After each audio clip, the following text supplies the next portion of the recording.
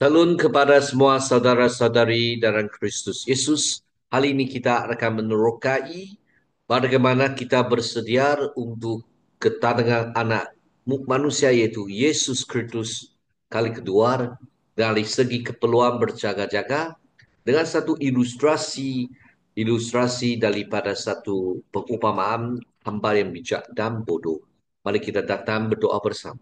Tuhan Bapa di surga, kami datang kepadamu meminta supaya Roh Kudus bekerja di antara kami, supaya kami boleh memahami firman-Mu dan melaksanakan firman-Mu, menurut kepada firman-Mu, menjadi seorang yang diperkenan oleh Tuhan Allah. Dan kami berdoa supaya Tuhan ampun dosa kami dan biar kami menjadi seorang yang diperkenan dan disukai oleh Kristus Yesus. Dalam nama Yesus Kristus kami berdoa. Amin. Saudara-saudari dalam Kristus Yesus, mari kita membaca artian firman Tuhan. Tetapi tentang hal ini dan saat itu, tidak seorang pun yang tahu. Malaikat-malaikat di sorga tidak, dan anak pun tidak. Hanya Bapa sendiri. Sebab sebagaimana hanya pada zaman Noah, demikian pula hanya kelak pada kedatangan anak manusia. Sebab sebagaimana mereka pada zaman sebelum air bar itu makan dan minum, kawin dan kawinkan sampai pada hari Noah masuk ke dalam Patra. Dan mereka tidak tahu akan sesuatu sebelum air bar itu datang dan melayakkan mereka semua. Demikian pula lah hari kelak pada kedatangan anak manusia. Pada waktu itu, kalau ada dua orang di ladang, yang seorang akan dibawa dan lain akan ditinggalkan. Kalau ada dua orang perempuan sedang memutar batu kilangan, yang seorang akan dibawa dan yang lain akan ditinggalkan. Karena itulah berjaga-jagalah sebab kamu tidak tahu pada hari mana Tuhanmu datang.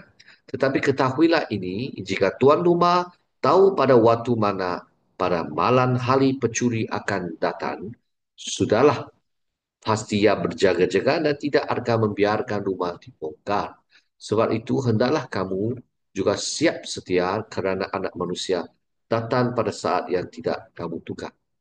Saudara-saudari, di sebalik teks, kedatangan yang tidak dapat diramal, bahkan terus berkaitan dengan kedatangan pada usia anak manusia. Sebagai jawapan kepada soalan kedua para murid, apakah tanda kedatangan pada usia anda? Apa tesi jawapan epibores serangan ataupun serangan di mana kita lihat ataupun atau apa tesiar uh, selain daripada ada epipoles, ini tentang bagaimana serangan tiba-tiba dari ikut akan datang.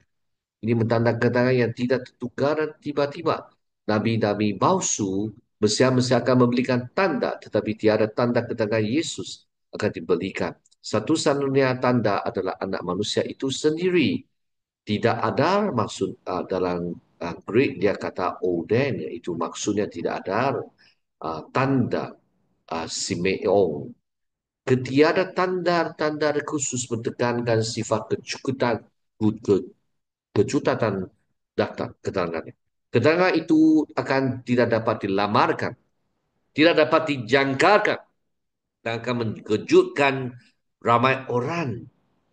Saudara-saudari Aprostoketos tidak tertukar. Pada usia maksudnya kehadiran ataupun kedatangan Kristus Yesus. Kali kedua, ini menggambarkan kedatangan yang tiba-tiba dan tidak dapat dijangka, dirama ataupun diantisipasi. Tetapi orang-orang yang setia harus bersedia. Saudara-saudari kesalehan atau kesetiaan itu usi PIA.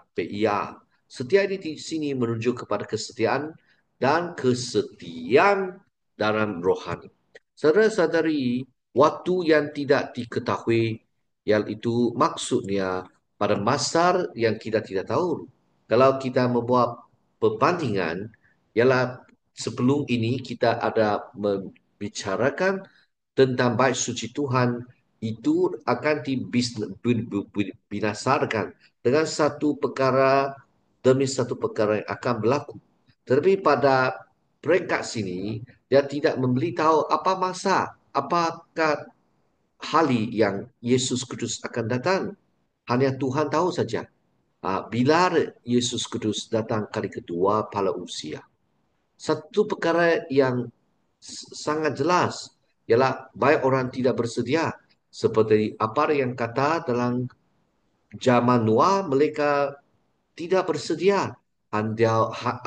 Sampai hujan yang lebat itu datang dan mereka tidak bersedia dan mereka tidak dapat jauhkan diri daripada hujan itu dan sampai itu mereka binasa selain daripada keluarga Noah.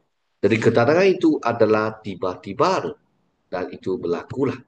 Saudara-saudari, di mana apa yang kita mau katakan ialah penghakiman itu akan diambil apabila Yesus datang kali kedua, juga serupa dengan apa yang berlaku dalam zaman Noah, di mana ada orang yang dibawa, tetapi siapa yang tidak diselamatkan itu akan masih di sana.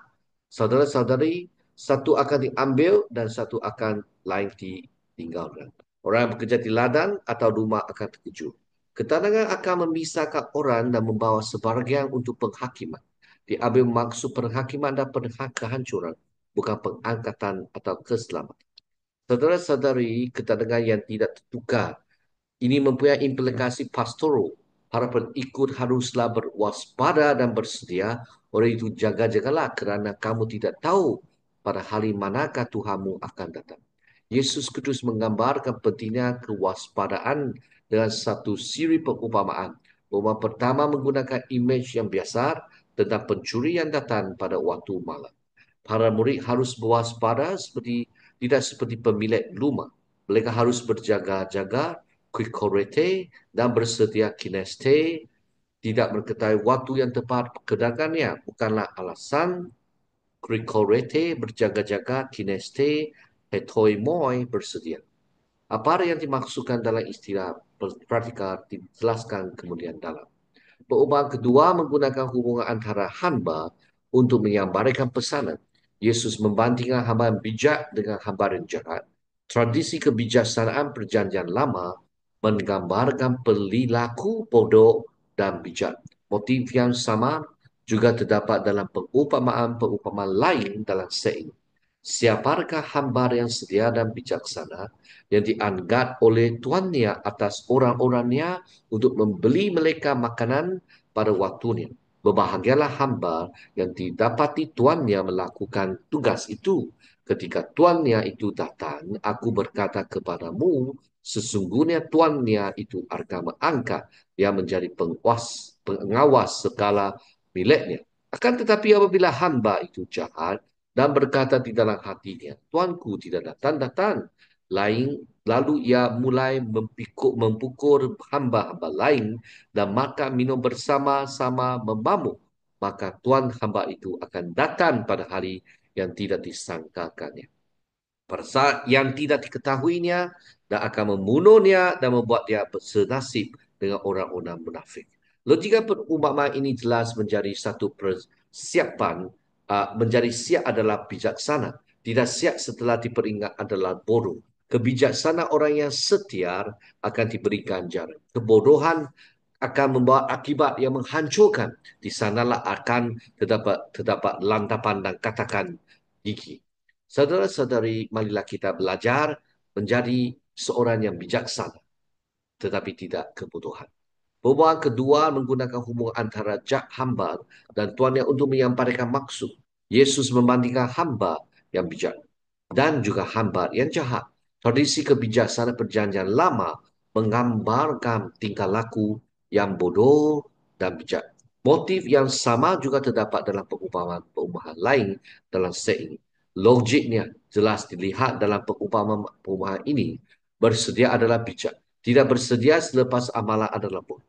Kebijaksanaan yang setia akan diberi ganjaran, kebodohan dan membawa akibat yang buruk.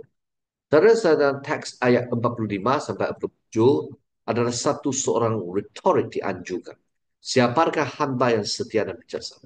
Dalam episod pertama, Tuhan memberikan tugas kecil kepada hamba.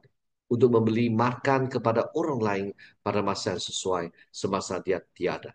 Mungkin dalam perjalanan perniagaan, hamba bijaksana yang setia melaksanakan tugas Eletinos akan diberi ganjaran apabila Tuhan kembali.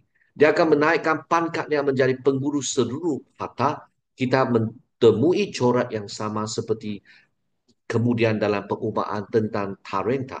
Maksudnya jelas, kepulangan Tuan atau Tuan Kurios dalam 24 ayat 46 menuju kepada ayat 42, berbahagialah hamba itu secara harfiah berkaitan maka luas hamba itu merujuk kepada ucapan bahagia dan ganjaran masa depan.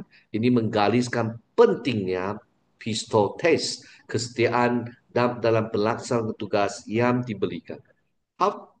Hawkridge mencadangkan bahawa imej seorang hamba yang ditugaskan membeli makan kepada orang lain merujuk kepada pemimpin yang mengajar orang beriman. Ini maksud akar kerana perumpamaan ini dimasukkan dalam peluaran peribadi antara Yesus Kristus dan murid-muridnya. Walau bagaimanapun, perumpamaan ini boleh digunakan untuk bidang pelayanan lain juga. Konsep oikonomia, perurusan rumah tangga Tuhan juga berkaitan di sini. Hamba itu mula memukul hamba-hamba lain. Dia menyalahgunakan kuasa tuannya, mengabaikan tanggungjawabnya, menyalahgunakan orang lain. Kerana Tuhan mengambil masa, dia juga menjalankan kehidupan yang berfoya-foya dengan sedia niat untuk mengembalikan rumah dalam keadaan teratur sebelum Tuhan kembali. Ketibaan yang tidak terjangka memotong rancangan hamba itu dan membuatnya tidak bersedia. Ketidakhadiran yang berpanjangan bukanlah asal-asal yang untuk tinggal laku jahat ini. Hukuman untuk hamba yang jahat sangat kejam.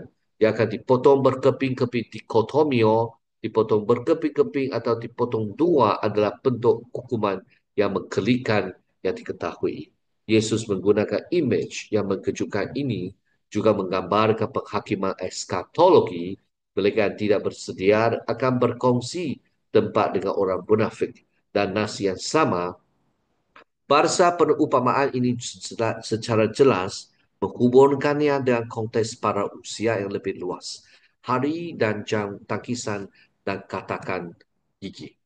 Saudara-saudari, perumpamaan ini menggambarkan apa yang dimasukkan dengan bersedia atau tidak bersedia untuk kedatangan anak manusia yang tidak dijangkarkan. Yesus membandingkan cerita hamba yang setia dan bijak dengan yang jahat. Yang bijak melakukan tugasnya dengan setia. Yang bodoh menyalahgunakan kuasanya dan mengabaikan tugasnya. Kesetiaan digambarkan dengan memenuhi tugas yang diberikan dan kelalaian dengan penyalahgunaan dan kejahiran. Perumpamaan ini dalam jaharia kedatangan Tuhan yang akan datang menyeru para pendengar untuk memilih antara dua jalan, bijak dan bodoh, setia dan jahat. Ini mencerminkan tradisi kebijaksanaan Alkitabiah. Jalan orang bijak membawa kepada berkat dan jalan orang bodoh membawa kepada kehancuran. Perumpamaan ini juga boleh ditafsirkan sebagai amaran kepada pemimpin-pemimpin baru umat Allah kerana ini menunjukkan kepada para murid diberikan tugas untuk menjaga hamba-hamba dalam rumah tangganya.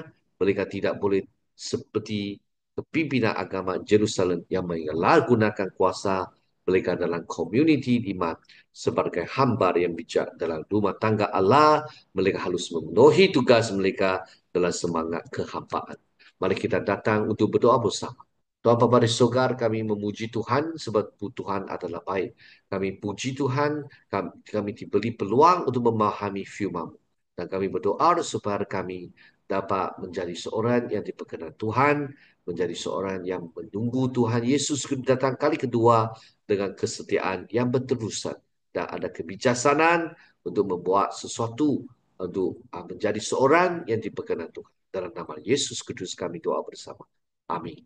Semoga Tuhan memberkati semua saudara-saudari dalam Kristus Yesus. Bye.